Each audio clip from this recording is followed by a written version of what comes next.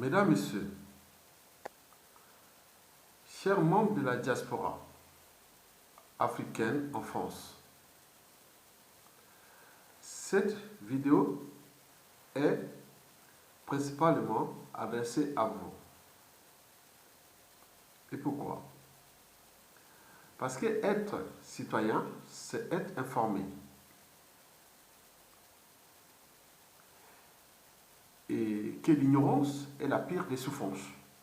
Le savoir et la connaissance libèrent. Et pour moi, ici, c'est alerter et éveiller les consciences est un combat permanent. Mesdames, Messieurs, peuple d'Afrique francophone, chers membres des diasporas africaines de France, je vous informe que le président français Emmanuel Macron reçoit la diaspora ou les diasporas africaines et que parmi les participants, on ne trouve pas tous ceux qui ici en France luttent pour qui est la démocratie en Afrique, qui est les alternances politiques en Afrique, qu'on respecte les droits de l'homme et des citoyens en Afrique, et qui lutte qu'il n'y ait pas de flux migratoires, et qui lutte que l'Afrique est capable de se prendre en charge et qu'il ne soit pas toujours sous la tutelle de la France. Et ces gens-là ne sont pas invités. Maintenant, il faut aller voir. On va aller voir quel est le contenu de ces soi-disant diaspora africaine. Et c'est ce que je vais vous décrypter tout à l'heure. Mais avant de faire ce décryptage, je vais ici d'abord vous alerter et éveiller votre conscience. Et c'est un combat permanent. Mesdames, Messieurs, en 2012, une Congolaise, au nom de Kitia Bwanga, elle avait alors 21 ans, avait écrit un livre édifiant, paru aux éditions Edilivre. Elle avait pourtant dit ceci: l'ennemi du noir, c'est le noir. L'ennemi du noir, c'est le noir lui-même. L'ennemi de l'Afrique, c'est l'Africain lui-même. Parce qu'il existe une certaine mentalité noire et qui nuit gravement à l'évolution du continent noir. Et moi-même, j'avais ajouté dès 2013, et puis 2014, 2015 dans les médias et aussi dans les blogs, et n'oublions pas à travers mes vidéos, je l'avais dit aussi que qu'il existe une certaine mentalité nord-africaine qui nuit gravement aux enjeux de la respectabilité interraciale. Pour preuve, si on voit aujourd'hui, quand vous êtes noir ou africain, si vous n'avez pas un pouvoir, vous n'êtes pas visible, autre. Et c'est un peu de faire un tour en Asie, que ce soit en Inde ou dans les pays là, hein, même dans certains pays arabes. Vous allez voir qu'est-ce que le fait d'être noir. On va vous traiter de merde. Vous êtes une ordure. Noir, c'est une ordure. La seule chose que nous avions, c'est l'Occident. Même si en Occident aussi, on commence aussi à nous secouer. Hein. Il reste peut-être les Amériques latines et l'Amérique du Nord. Et c'est nous-mêmes là-bas, entre nous, on ne se respecte plus. Le caractère sacré de la vie humaine n'a plus de sens. Ni les libertés fondamentales. Le but de la condition humaine et sociale et tout ça n'a plus de sens chez nous. Donc on cherche à se réfugier ailleurs, mais les autres se disent non, mais vous balayez d'abord chez vous, pourquoi vous venez chez nous? C'est vrai. Donc l'enjeu de respectabilité interraciale est là. Donc le noir, quand il va en Inde, si vous n'êtes pas, hein, allez voir. Hein. Vous allez voir que c'est chaud. Allez dans beaucoup de pays là, vous allez voir. Ceux qui sont ici, on va à l'Élysée, soit disant qu'ils ont un petit havre de paix là, en France ou en Occident, mais c'est pas pour longtemps. Hein. Vous connaissez l'histoire de l'Europe, hein? L'histoire des Juifs, des déportations, des points de trucs, ça va arriver. Je vous dis, je tiens compte des enjeux qui sont déjà du développement durable ou soutenable, en fonction des impacts écologiques et tout ce que je vous dis qu'on est en phase de la pénurie. Il y aura la montée en puissance des crises socio-environnementales et socio-économiques et autres. Donc, par conséquent, les minorités comme les Noirs auront bien des soucis ici. Vous allez savoir ça. Nous les savions. Donc, vous allez là-bas, vous abandonnez votre continent à la guerre de loups et des vautours de l'intérieur et de l'extérieur. Hein, la guerre de loups et des becs de vautours de l'intérieur et de l'extérieur. Et vous venez vous réfugier ici, on vous traite comme des indigènes et vous allez comme ça, mais ce n'est plus pour longtemps. Donc, l'éveil de conscience est là. Je parle de l'enjeu de la respectabilité interraciale. En 2019, Paul Biya, c'est 87 ans déjà, hein? 87 ans, 88 ans, plus de 38 ans de dictature. Il ne peut même pas lâcher. Il vit aux dépens du Cameroun. Un vieux papy et autres, mais il peut garder un petit peu de magot pour se soigner. Mais là, il est là. On le maintient là. Et donc, ce monsieur a été chassé comme un vaurien en Suisse. On n'en veut plus. Et donc, il s'est barré. Mais pour la Suisse, c'était un positionnement stratégique. Parce que Biya n'est pas éternel. Le Cameroun, c'est un grand pays qui fut d'abord une colonie allemande. Et la Suisse a la frontière avec l'Allemagne. Et donc, c'est un positionnement stratégique de chasser Biya de la Suisse, aller abattre et faire soigner dans ton pays. Vous avez détruit le système sanitaire là-bas et tout. Vous venez nous soigner ici pour vous donner la force pour aller massacrer les gens là-bas. Donc, Biya a été chassé. Et donc là, on ne sait pas la suite. Mais il est sur un siège éjectable, déjà pour sa santé, son âge, puis politique aussi. Mais il faut arriver là, c'est jamais. Est-ce que, comme on disait au XVIIe siècle, dans le Code noir, le noir est-il humain? Est-ce qu'il a une âme et une conscience? Est-il raisonnable? Et donc c'est ça se revient, le Code noir est là.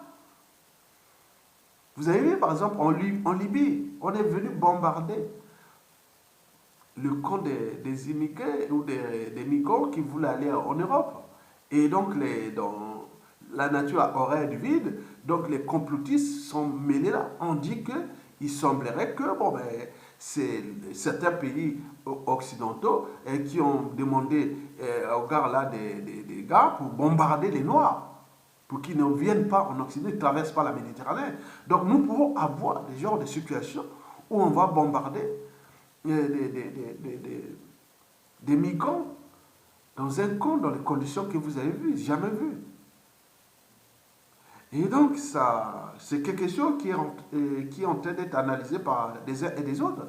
Et qu'il s'agissait bien sûr des génocides programmés pour tuer les Africains pour qu'ils ne puissent pas venir en Occident par la nage.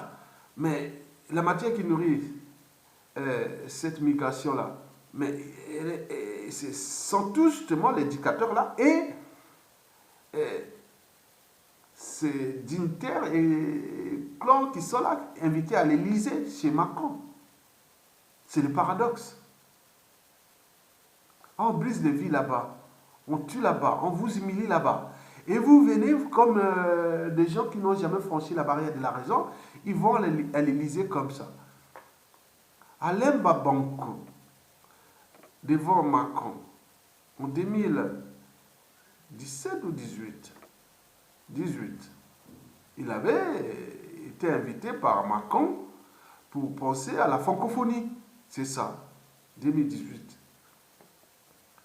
Mais Alain Babankou, un Congolais, franco-congolais, américain mélangé, il avait pourtant répondu à Macron que je ne viens pas à l'Élysée parce que pour mettre la francophonie, hein, nous voulons la francophonie des peuples, mais pas la francophonie des dictateurs.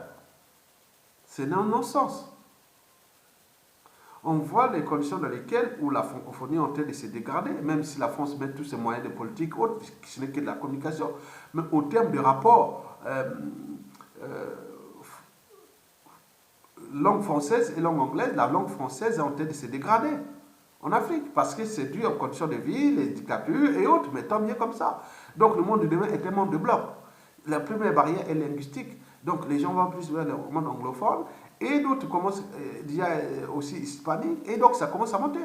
Mais là, on voulait la francophonie des peuples, mais Macron voulait la francophonie des dictateurs. Il a placé la rwandophone, là, anglophone, secrétaire général de l'Organisation internationale de la francophonie. Tant mieux pour eux, elle est dans la merde là. Elle est dans la merde. Vous avez tout compris. Et donc, on comprend bien que ce n'est plus que la francophonie, c'est pas la culture, non. C'est un enjeu géostratégique, géopolitique pour la France. Mais, et comme le monde a changé, il va changer tout au long de ce 21e siècle. Et donc, ça commence à poser des problèmes parce que la dégradation de la francophonie va de pair avec la dégradation du rang mondial de la France. Et qui s'appuyait sur l'Afrique, qui l'a même tiré vers le bas. Et l'Afrique francophone, pas l'Afrique anglophone. Elle est plus dynamique, plus économique, plus il y a des alternances et autres. C'est l'enjeu de demain et qui se dessine. Ce n'est pas une histoire finie. Nous sommes au début de cette Afrique-là qui va se transformer tout au long de ce 21e siècle parce que la culture globale est passée par là. Les gens sont maintenant éduqués, éveillés, issus de tout ce qui se passe. C'est un effet d'entraînement et de conditionnement. Ce n'est plus ce qu'on venait vendre aux Africains sous les programmes des médias classiques et autres. Maintenant, là, il y a des comptes médias et toutes les informations, ça éveille. Donc, par conséquent, la rencontre des diasporas africaines à l'Élysée avec Macron, c'est quelque part un non-sens, puisque les vrais représentants de la diaspora qui pouvaient poser les vraies problématiques et les vrais enjeux et les vraies stratégies entre la France et son précaré et autres, ils ne sont pas là. Donc, on se retrouve avec des... Et oui, voilà, avec les prochains sous-tétons négriers qui sont là. Hein. C'est un sommet de la France-Afrique juvénile entre Macron et ces jeunes-là, qui sont surtout des enfants des dignitaires ou des représentants de ces dignitaires éducateurs en Afrique francophone.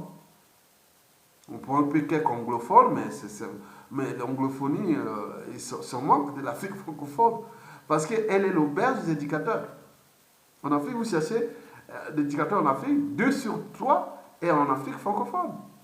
Les pays surendettés, en mort clinique, où il y a des hold-up électoraux, sans cesse, où ils sont surendettés, ils sont en faillite, ils sont dans la merde. Allez en Afrique centrale, chez moi, au Congo-Brazzaville, au Gabon, au Cameroun et au Tchad, vous allez voir que c'est la merde.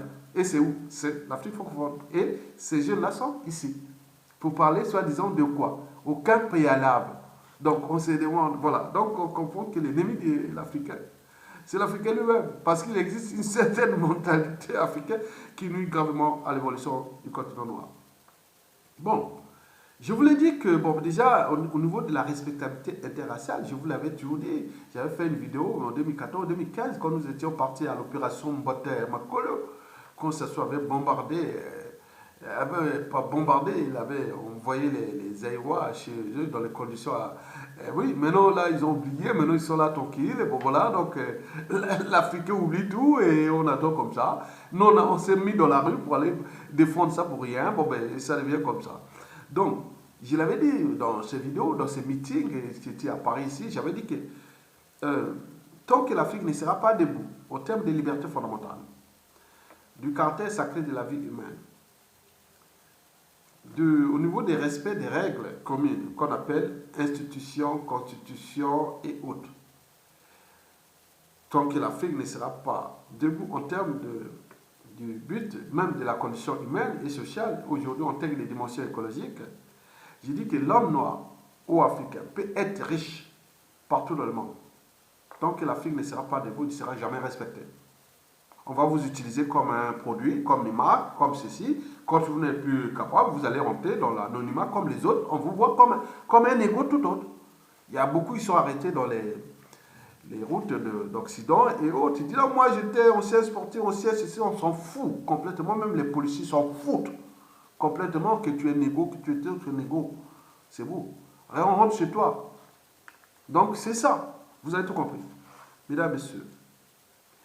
Donc, Emmanuel Macron va recevoir des personnalités des diasporas africaines installées en France. Très bien. Mais nous, on dit que les gens là, ça va être un peu comme du déjà vu.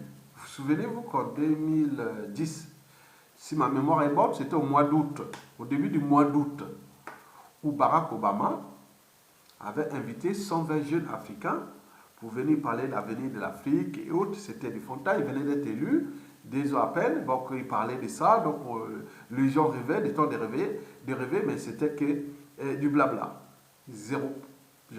Puisque le bilan Obama en Afrique est catastrophique. Déjà, il n'y a pas eu d'alternance politique, là où il y avait des dictateurs qui massacraient, qui tuaient, qui faisaient des hold-up et autres. Rien du tout. On n'a rien changé. Or, pour que les jeunes puissent s'éveiller, il faut les alternances. Parce que parmi les jeunes, il y avait des Obama qui pouvaient être en Afrique. Mais là, ils sont empêchés d'être des Obama. Le cas de Macron, il y a des Macron au Congo, Brazzaville et partout. Ils sont empêchés à cause de ces dictateurs-là. Donc, c'est le paradoxe. Deuxièmement, au niveau des Obama, des droits de l'homme et des citoyens, tout ça, au moment qu'il était là, mais regardez comment on massacrait les gens à Kinshasa, en République démocratique du Congo, sous le régime d'Hippolyte Kanambe, alias Joseph Kabila. Il est parti, il a laissé un capital de 18 millions de morts, et il est là, il fait le jeu. Donc l'Afrique, regardez. Mais vous croyez que ce qu'il nous l'a fait là, chez les Arabes, ou les Asiatiques et les Occidentaux, il laissait lui tranquillement jouer ça. Non, il y aura toujours quelqu'un de manière intrinsèque, et même devant lui, il fait ce qu'il peut faire. Même arriver à l'éliminer, autre, c'est dans la génétique des Arabes, des Blancs, des autres. Non, ils ne seront pas comme ça. Mais nous, on dit, on joue aux émotions, les émotions au-dessus de la raison, la lâcheté, la peur, autres. Maintenant, ça devient intérêt des jeux. Donc, on peut massacrer les gens et rester tranquille, et les gens viennent là. Ça devient des repères. Et comment vous allez-vous être respecté? Vous voulez qu'on applique la justice ici, pour vous ici en Occident, alors que là-bas, vous n'êtes pas capable de faire même le minimum, si c'est le minimum. Donc, on s'en fout de vous. Il reste le problème d'individualité. On sait que, bon, quelqu'un l'a instruit, il a ceci, bon, on veut lui rendre justice. Mais en termes de collectivité, même ici en Occident, les mouvements SOS racisme, les manifestations gigantesques, il y avait des problèmes d'injustice contre les Noirs, et autres, n'a plus de sens. Parce que vous allez manifester, ça sort là. Au moment qu'on veut faire ça ici, il y a 1000 fois plus qui passent en Afrique. Donc c'est un non-sens. Une fois l'année ici, en Occident, et là, 1000 fois là-bas. Donc arrêtez. Mesdames, Messieurs. Bon, Obama, il y a eu quelques visas faits. On donne des visas aux Africains. Bon, ceux qui ce n'est qu'un visa, bon. Ceux qui en ont bénéficié, surtout les membres des régimes politiques là. Oui, ils sont allés. Donc, Obama, le bilan est catastrophique en Afrique. Mesdames, Messieurs. Peuple d'Afrique. Ce jeudi après-midi, nous sommes le 11 juillet 2019. Emmanuel Macron reçoit les soi-disant nombreuses personnalités en lien avec l'Afrique pour une discussion. On nous signale que cette discussion ne devait pas traiter les sujets qui fâchent, comme les sujets migratoires et sécuritaires. Donc c'est une opération plutôt politique que diplomatique. Donc, mais ce qui pose problème, c'est que parmi les figurants, on ne trouve pas des gens qui luttent sur la place de Paris, en Occident ici, déjà pour une force Afrique qui ne soit plus celle du Moyen-Âge, mais celle du monde d'aujourd'hui. On ne trouve pas les associations ni des personnalités et encore moins des leaders d'opinion et des relais d'opinion et qui luttent pour qu'il y ait la démocratie en Afrique francophone, c'est-à-dire des alternances politiques au lieu de nous apporter des hold-up électoraux sans fin et des présidents élus emprisonnés et qui ont eu ces mécanismes, ont eu engendré des crises sociopolitiques, socio-économiques et humanitaires, et que la zone France-Afrique devient le problème de l'Afrique, parce que c'est l'auberge des dictateurs, c'est là où on brise des vies, on détruit les peuples, on se endette, et tout ça c'est la merde, la zone CEMAC est dans la merde, elle est rouge. Et que bon, la France met les pressions pour le CFA, que l'accord qui a été signé les années les 46, 40, les indépendances, pour la zone CEMAC, cet accord se termine le 25 décembre 2019. Et donc la France met des pressions pour que bon, ben, on reste à continuer cet accord-là. Mais il y a même un abattement et qui va jusqu'au 26 décembre 2020. Et donc la France met des pressions pour que le franc CFA reste là. Et donc les autres ont compris qu'il faut se sortir un peu soufflé. Donc il y a pénurie des devises en zone CEMAC et qu'il y a des trafics et autres qui se passent là-bas. Mais là-bas, il me semble que la dynamique et le consensus, c'est que bon, ben, on va jusqu'à sortir de ces francs CFA-là. Et ce qui s'est passé dans la zone de l'Afrique de l'Ouest, c'est des ou autres. Bon, ben, là-bas, bon, ben, c'est ce qu'il faut avoir parce que ECO égale franc CFA bis. Donc, donc nous, les deux ont compris. Donc, nous sommes les pourvoyeurs du grand pourvoyeur du franc CFA, en zone d'Afrique centrale. Donc, la dynamique est qu'on tient jusqu'au bout pour qu'on sorte de cet accord. Même s'il y a de la casse et autres. Donc, ce n'est pas le problème. Mais nous, ce qui nous pose problème, c'est surtout les dictateurs-là, et qui, à tout instant, pour maintenir leur tyrannie, ils vont certainement signer. Peut-être on vient là pour mener ces petits-enfants, les enfants-là, pour dire non, mais venez, bon, allez signer, signer, signer. Donc, c'est des pressions. Donc, en réalité, la crise des devises qui sévit aujourd'hui en Afrique centrale, et ce sont des pressions que la France met derrière pour que, bon, ben, ils signent l'acte colonial. Alors que je vous ai dit dans plusieurs vidéos de rappel que l'Allemagne s'est affranchie de l'Afrique dès la fin de la Première Guerre mondiale. Elle n'a plus de monnaie coloniale, elle n'a plus ceci, mais elle est toujours la quatrième puissance économique d'Europe et continue à travailler durement pour maintenir ce rang mondial. Mais la Grande-Bretagne, pareil, depuis sa décolonisation, il n'y a plus de monnaie coloniale en Afrique. Mais il n'y a plus de dynamisme d'alternance politique et d'économie et autres. Mais pourquoi la France ne copie-t-elle pas ce qui a déjà existé? Pourquoi convoquer ces sous-traitants négligés pour repenser l'Afrique du passé? Donc, il s'agit bien sûr d'un sommet juvénile de la France-Afrique médiévale, où on invite, comme Vincent Auriol a invité les Toutous, passant par les De Gaulle et autres, ils invitent les sous-préfets, sous-traitants. Là, c'est les jeunes sous-traitants négligés qui sont en dormance, autres, mais ils ne savent pas que le monde a changé. Il va changer tout au long de ce 21e siècle. Le danger pour l'Afrique, c'est que, bon, ben, pour l'instant, peut-être qu'ils sont en train de préparer les prochains sous-préfets ou sous-traitants négligés. Mais ils se trompent. Et pourquoi? Parce que le monde a changé. Il va changer tout au long de ce 21e siècle. La culture globale. Les jeunes qui vont s'afficher là, très bien, ils sont dans leur truc. Mais chaque pays qui lutte contre ces tyrans a des gens de l'ombre qui vont certainement ficher. Ceux qui là, pour le cas du Congo, Brazzaville, ceux qui seront là représentent le Congo. On sait bien. Parce que pour nous, c'est une question de vie et de mort. D'un pays qui est en train d'être fracassé et que nous sommes le 11 juillet 2019, qu'on appelle le jeudi noir. Et si le FMI donne l'argent à Sassou Nguesso, le pays là, les Congolais vont rentrer dans le jeudi noir. Donc ils vont être fracassés encore pour quelques mois ou quelques années encore. Pas quelques années, quelques mois. Donc le pays détruit complètement. Mais s'ils ne donnent pas l'argent, et alors c'est une lueur d'espoir, et donc la lutte continue, on va continuer jusqu'à ce que ça se dégage. Mais ces gens qui vont représenter le Congo, ils s'en fichent. Parce qu'au moment venu, le Congo n'est pas ce que vous avez fait avec Sassou. Non. Ça va être dur. Bien sûr que vous avez la nationalité française, vous avez tout ça, vous allez faire ça. Mais non, c'est une question de vie et de mort. Vous venez trahir le Congo. Il y a des indignés du 242 qui n'ont pas été invités. Il y a des vrais leaders d'opinion ici qui sont là et ils n'ont pas été invités. Vous venez parler au nom du PCT et des Congolais. Mais c'est un danger pour vous-même. Parce que les gens vont voir qui était là. Tout est là. Tolérance zéro à la suite de Sassou.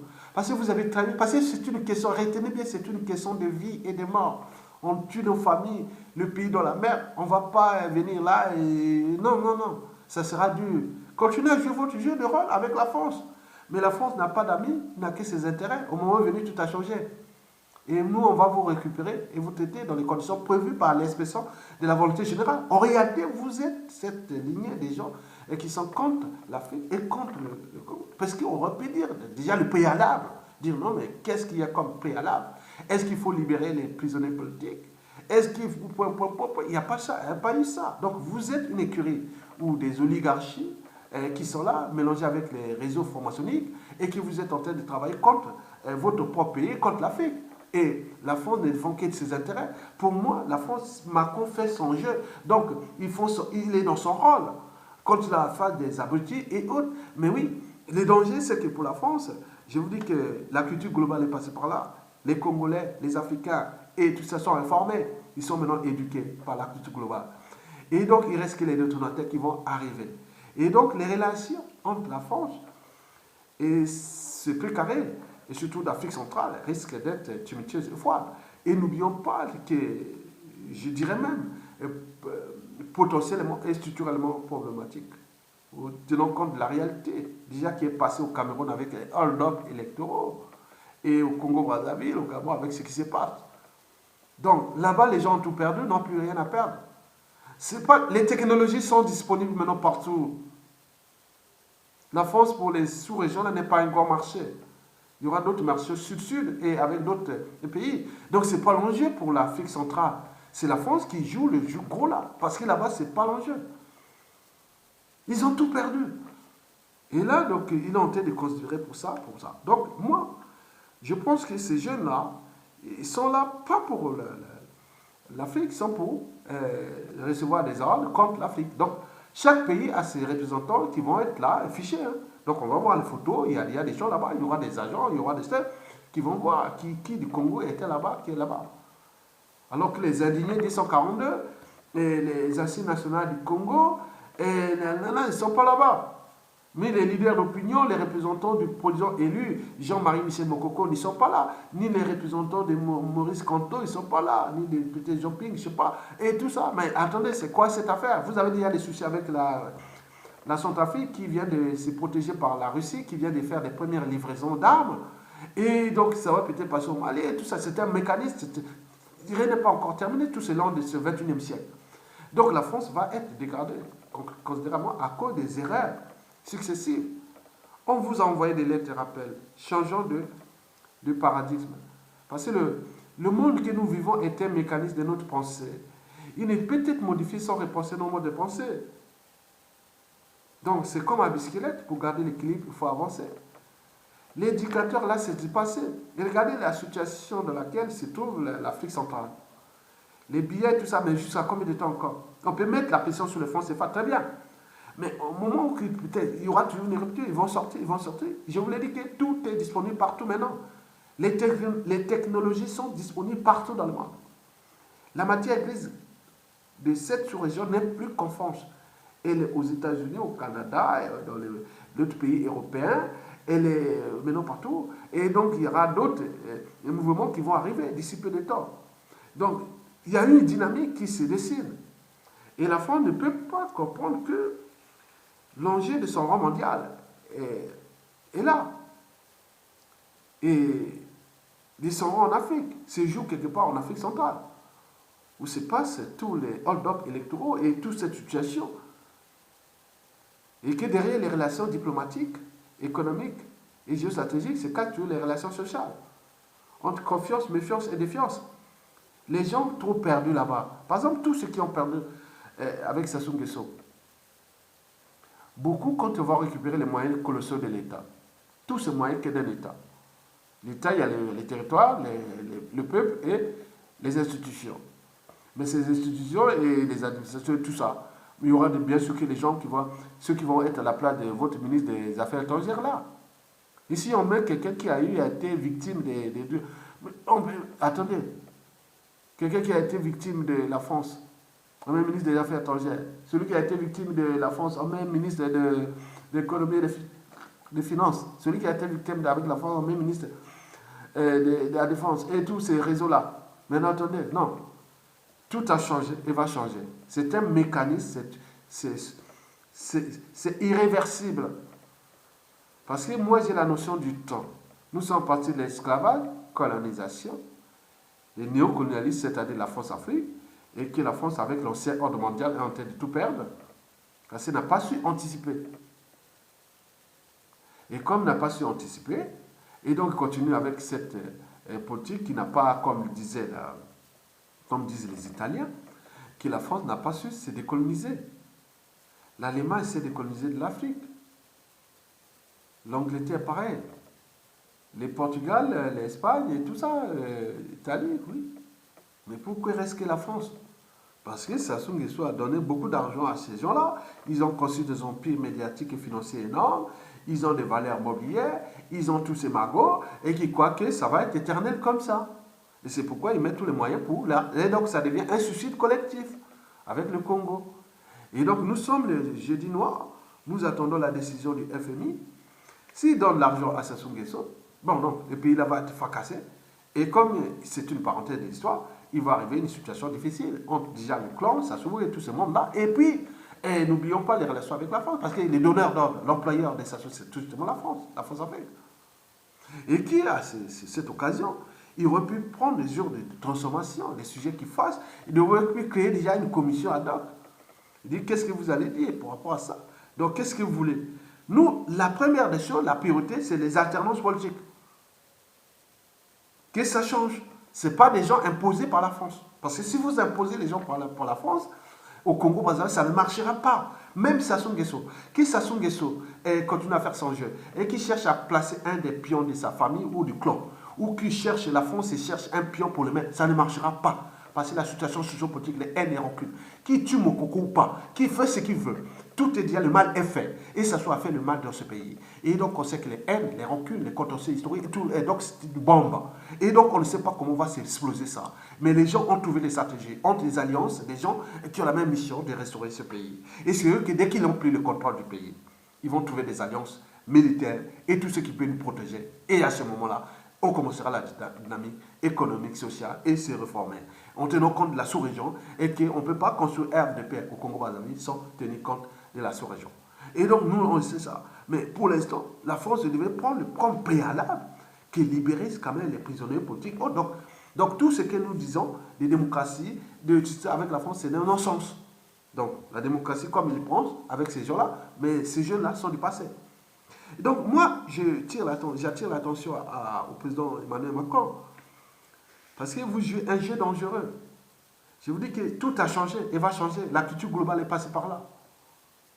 Et donc les gens sont informés, il y a des gens, c'est ça. Donc il y aura des détonateurs, il y aura des transformations majeures et qui vont certainement se passer en Afrique centrale, où nous allons prendre le contrôle de ce pays et repenser les enjeux des libertés fondamentales, du but de la condition humaine. Et n'oublions pas, l'enjeu sera le développement soutenable en construction des infrastructures entre les pays et autres. Nous aurons besoin, en sortant du fonds CFA, avec une monnaie, et nous pourrons émettre notre propre monnaie et emprunter et construire des infrastructures d'un écosystème qui est déjà riche en biodiversité faunastique, en réseau hydrographique, et n'oublions pas tout ce qui concerne les minéraux et les terres rares. Mesdames, Messieurs, peuple d'Afrique, nous sommes face à deux mondes en Afrique, le monde anglophone et le monde francophone. Le monde anglophone est en avance au niveau des libertés fondamentales, des alternances politiques et du dynamisme économique. On peut faire des affaires en Afrique anglophone sans problème, mais il faut tenir compte que nous sommes d'abord un continent où nous sommes dans le tiers-monde, il y a des standards, voilà. Mais ça avance là-bas. Mais en Afrique francophone, c'est tout bloqué. Donc, Macron peut-être a invité ces Noirs-là, des services, hein, et pour venir continuer à enfoncer l'Afrique francophone. Et donc, et pour combien de temps encore? C'est l'histoire qui nous en dira le plus. Merci. L'histoire nous en dira plus. Merci et à bientôt.